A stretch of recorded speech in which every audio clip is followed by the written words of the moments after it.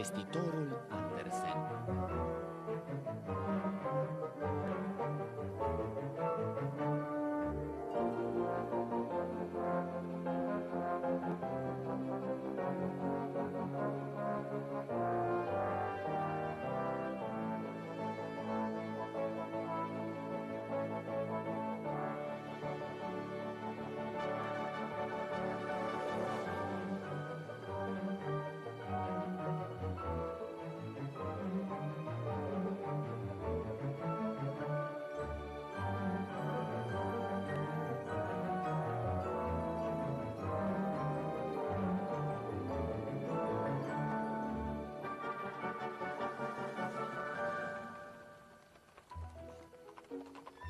Lebedele.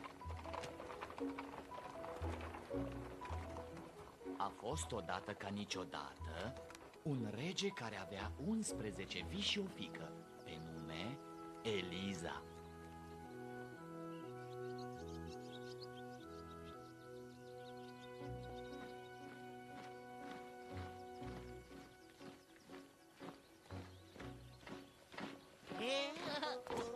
Au!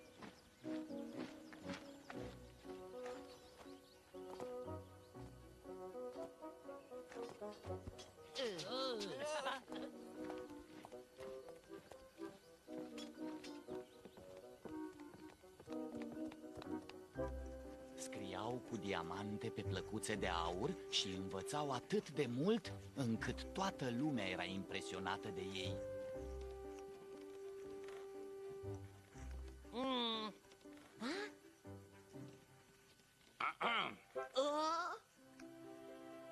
Eliza era așezată pe o perniță din cea mai scumpă mătase chinezească și avea un album de poze care valora cât jumătate din împărăție. Acești copii erau cu adevărat fericiți. Dar situația aceasta n-avea să dureze prea mult. Regele fusese singur foarte multă vreme. De când se prăpădise mama lor, Bravo! Bravo! o vrăjitoare avea să devină viitoarea regină. Vă declar acum soț și soție. Puteți săruta mireasa maestate?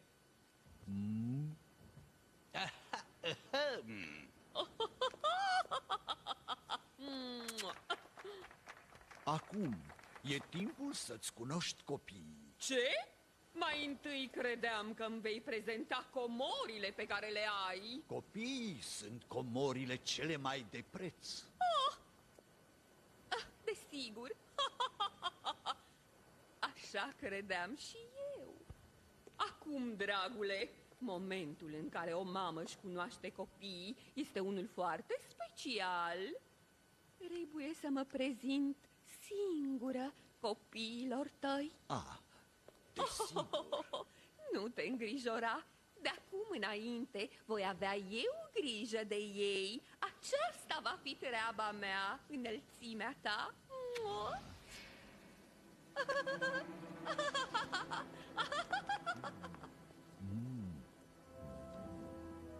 Nu e o scumpă? Să văd și eu! Vreau să o cunosc și eu pe noua noastră mamă! Sunt sigură că e frumoasă, tandră și ne va iubi foarte mult, ca și mama noastră din rai. Nu-i așa? N-aș fi sigură de asta. Tu ești noua noastră mamă? Doar pe hârtie, copile. Iată, iată. Așa arată cei 12 copii, faimoși și prințișori. Te-a trimis tata să ne duci la petrecere? Pa, nu fi ridicol, băiete. Nu să vă las să-mi stați în cale să mă faceți de râs în fața invitaților. Dar vor fi prăjituri și mere, nu? Mama ne dădea întotdeauna ce era mai bun. Prăjituri? Desigur. Aici sunt. O prăjitură din nisip. Adeseori jucați mimă, nu? Acum puteți mima prăjitura. Când mă voi întâlni cu tata, am să-i spun cât de oribilă ești. Îți va părea foarte rău. O brăznicie, copilo. Abia ne-am cunoscut. Sper doar ca tatăl tău să nu afle niciodată că fiica lui cea dragă ascunde atâta răutate în inimioara ei. Eu nu-i voi povesti nimic despre voi. Începe petrecerea pe mâine, porumbeilor. În săptămâna care a urmat, regina cea rea a trimis-o pe Eliza la țară pentru a locui cu un fermier și soția lui. Nu te îngrijora, frățioare. O vom vedea în curând. Asta s-o crezi tu. Cum îndrăznești să o alungi de aici? Doresc să-mi văd tatăl. Oh, prea mulți răsfățați de hrănit și nu doriți să cooperați cu noua voastră mamă. Încercați să nu mai fiți o povară financiară pentru tatăl vostru. La urma urmei, banii lui sunt banii mei. Afară cu voi! Trăiți pe cont propriu!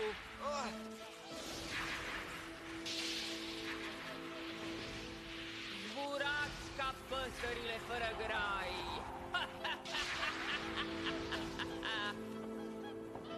Zburați! Zburați!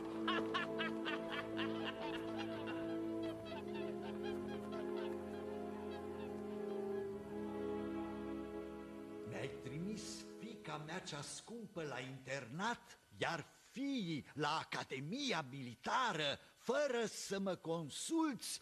Cum ai îndrăznit?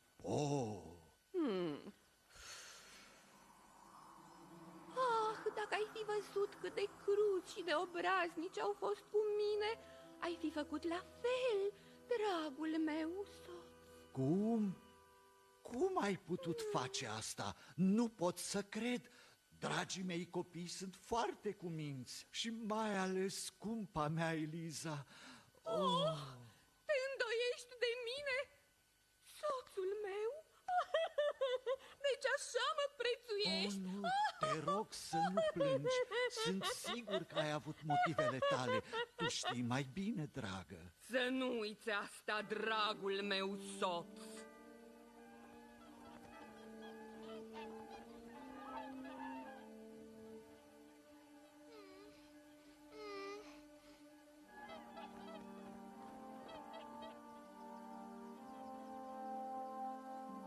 Iernile și verile trecură, iar când Eliza era destul de mare pentru a se întoarce la palat... Stai! Cine ești? Eu sunt prințesa Eliza. Aș dori să-mi văd tatăl. Trebuie să-mi anunț regina. Nimeni nu are voie să intre la rege fără aprobarea reginei. Eliza, ai venit în sfârșit. Tatăl tău va fi fericit. Oh, cât de frumoasă te-ai făcut! Prea frumoasă! Cum sunt frații mei? Ce dor mi-a fost de ei! Toate la timpul lor, copilo! Vino! Nu te poți prezenta tatălui tău îmbrăcată în țărâncuță. Ai nevoie de o ținută elegantă, regală. Așa. Ce transformare, Ai copilo! cumva o oglindă? Aș dori să văd și eu cât de frumoasă sunt. Haide! O fată atât de frumoasă nu mai are nevoie de asemenea vanități.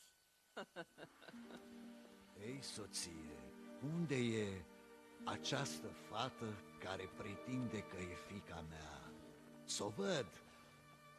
Fulgere și trăsnete, soție, ce ai de zis? Mai întâi îmi spui că fiii mei s-au pierdut în mare, iar acum asta? Frații mei? Pierduți în mare? Oh. Îndrăznești să continui această șaradă? Piei din ochii mei înainte de a ordona decapitarea ta pentru încercarea de a rupe inima atât de îndurerată a unui tată.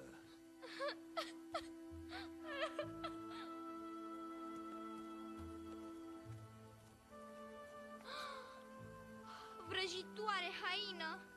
M-a machiat atât de îngrozitor.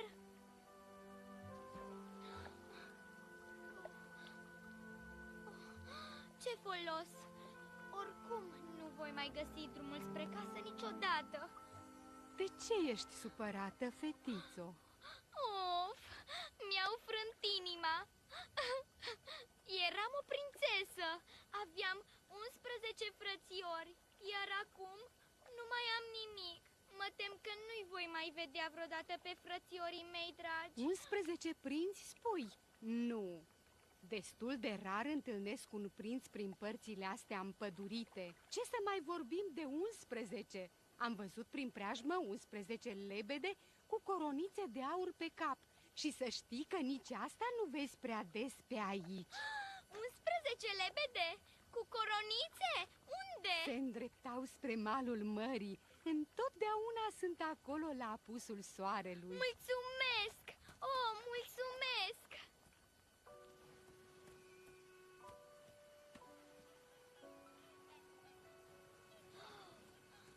Așa să fie? 9, 10, 11? Ei sunt! Da! Nu s-au schimbat deloc de când i-am văzut ultima dată. Și au trecut atât de mulți ani de atunci. O, frățiorii mei, v-am găsit! Surioara? Chiar tu ești? Draga mea Eliza! Eliza, da!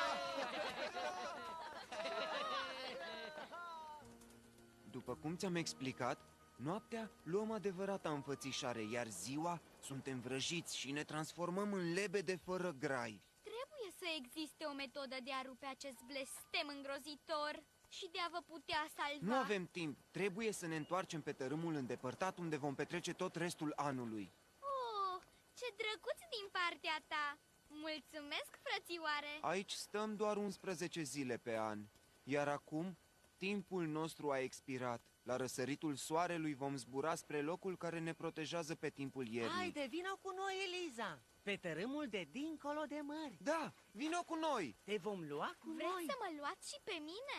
Dar cum? Am putea coase o plasă din rădăcini și alge de mare, ca și lănțișorul tău. Oh, Da, așa vom face! Suntem destul de puternici. Eliza!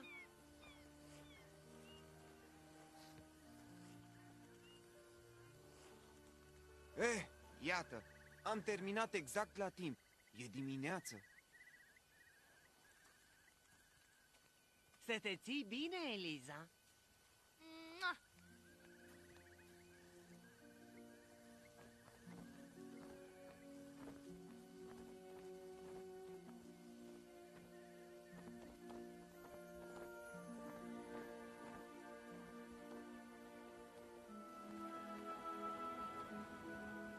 Au zburat ore întregi deasupra oceanului.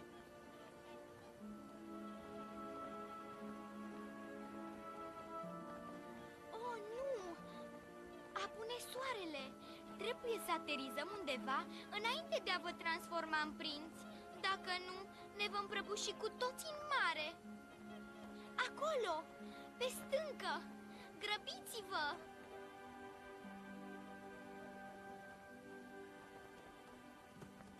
Ah! Aha! Ah! Nu te îngrijora, frățioare, te prind eu. Și acum sunt obosit. Acum ne vom odihni. Mai avem o zi lungă de zburat mâine. Da, așa e. Am să vă fredonez un cântec de leagăn.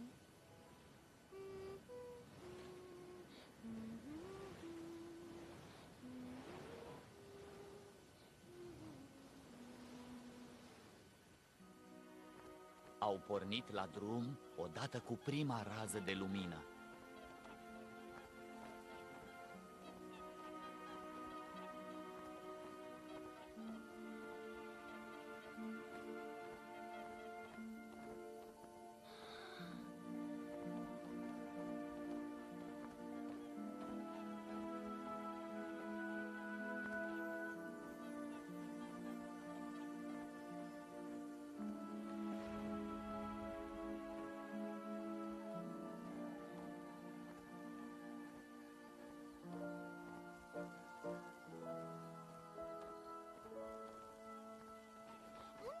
putem. Această peșteră e casa noastră pe durata întregului an. Acum e și a ta. Haide, Eliza! Oare am visat când am zburat? Sau chiar am văzut un tărâm paradisiac printre nori? Ah, e ceea ce noi numim Fata Morgana. Se află pe tărâmul dintre lumea reală și lumea viselor. Îl vei visa și la noapte.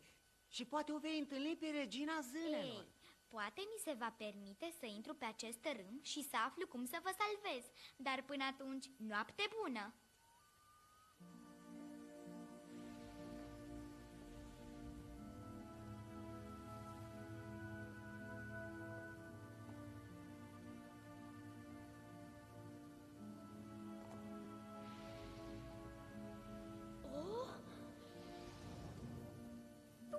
Ești cea care m-a ajutat să-mi regăsesc frățiorii. Oh, am mai multe înfățișări, copila mea. Și știu de ce ești aici. Pentru a-ți salva frații de blestemul vrăjitoarei, trebuie să coși 11 haine din urzici. Trebuie adunate din grădina cimitirului la miezul nopții, sau magia nu va funcționa. Fii atentă! În tot acest timp, nu trebuie să vorbești cu nimeni, sau prinții vor pieri în dureri insuportabile. Să nu uiți ce ți-am spus!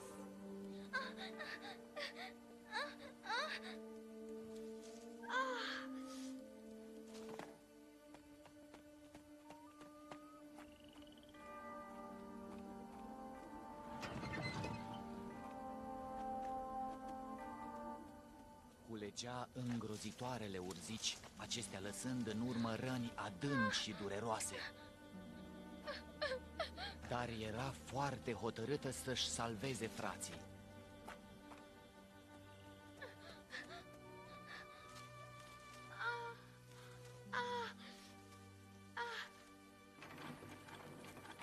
Eliza? Pentru toți sfinții, dar ce faci acolo? De ce nu poți vorbi? Stai, știu! Ai visat și ai găsit o metodă de a rupe blestemul, nu-i așa? Și nu ai voie să vorbești până îți îndeplinești misiunea? Sărmana, ai mâinile rănite! Și face toate astea doar pentru a ne salva! Sărmana și curajoasa Eliza! O haină era gata cusută, când deodată...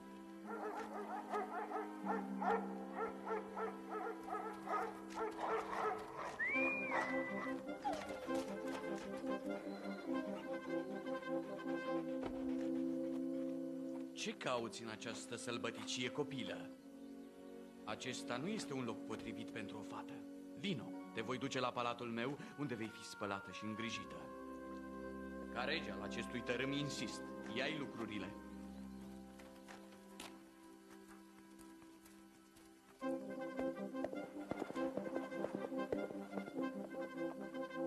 Ți-am pregătit camera așa cum îți place. Vreau să te simți ca acasă. Da, am văzut că îți place să țeși. Îmi doresc să fii foarte fericit aici. Iar, episcope, ar fi genul de fată de care m-aș îndrăgosti. Atenție, ar putea fi vrăjitoare. Ba, cine a mai auzit vreodată de o vrăjitoare atât de frumoasă? Crede-mă, sire, sunt cele mai periculoase. Asigurați-vă că este fericită sau veți avea de-a face cu mine.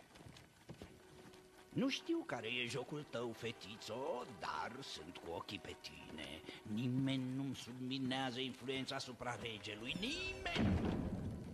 Eliza muncea în continuu pentru a-și salva frățiorii. Și cu toate că nu reușea să-i vorbească, regele s-a îndrăgostit de ea.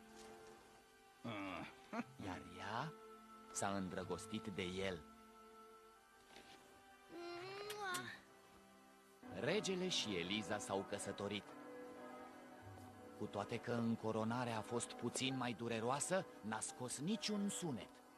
A rămas tăcută pentru că viața frățiorilor ei depindea de ea. Eliza țesea haină după haină. Se furișa în cimitir pentru a mai aduna urzici. Văzând astfel de lucruri, arhiepiscopul era sigur că era vrăjitoare.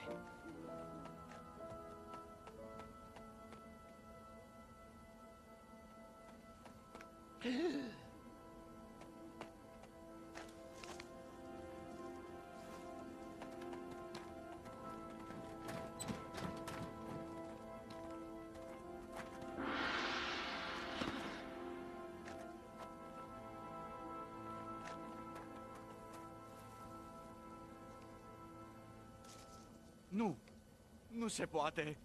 Nu, scumpa mea soție. Mă tem că așa e, maestate. În fiecare noapte, împreună cu spiritele cimitirului, adună ierburi pentru vrăji și poțiuni. Și dacă asta nu dovedește că e vrăjitoare, atunci eu îmi voi roade papucii. Te rog să o lași în pace. Spune-le, scumpa mea. Te rog, spune-le că nu ești vrăjitoare. Știți legile tărâmului nostru, maestate? E problema consulatului. Îmi ajunge. Fă ce ai de făcut. Eliza a fost arestată când mai avea o singură haină de țesut. Pentru ultima dată, copilă, negi acuzațiile care ți se aduc? Vorbește! Sau curtea va vota împotriva ta? Vinovată! Haideți, luați-o! Oh.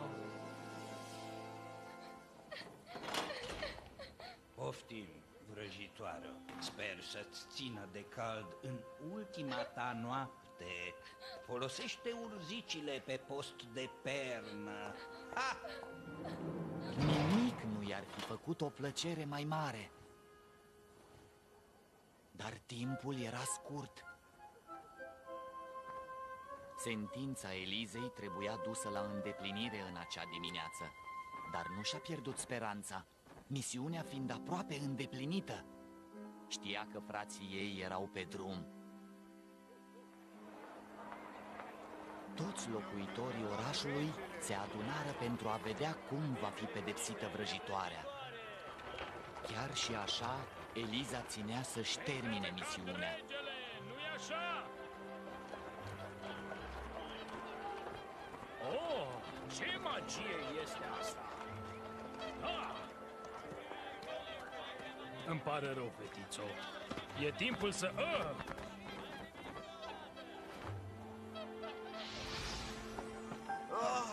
Stați! Stop! Surioara noastră, Eliza, regina voastră, e nevinovată! Oh! Ce crește? Arbore cu trandafiri! Călău, așteaptă! Acum pot vorbi. Da, sunt nevinovată!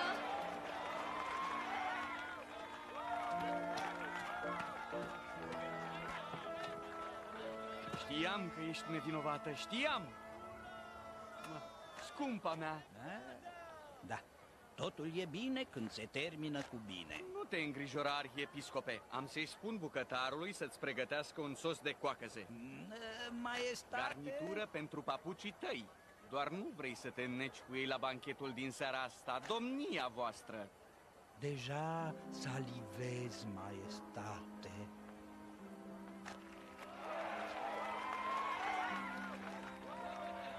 Îmi pare atât de rău, frățiorule. N-am avut timp să-ți termin mâneca. Nu-i nicio problemă. Sunt fericit că sunt prinț și la lumina soarelui. Nimeni nu ne mai poate despărți. Da.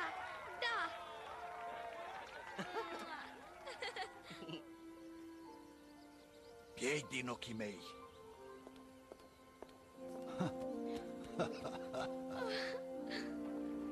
Familia s-a reunit pentru cea mai frumoasă festivitate văzută vreodată. Au dublat în limba română actorii Ileana Iurciuc, Denis Achiș, Florian Țilaghi, Petre Ghimbășan, Marius Damian, Paul Zurbău, Marlena Prigoreanu, Daniel Vulcu, Alexandru Rusu. Traducerea și adaptarea Linda Pricăjan. Regia Anca Sigmirean și Pavel Sârghi. Dublajul a fost realizat de Zone Studio Oradea.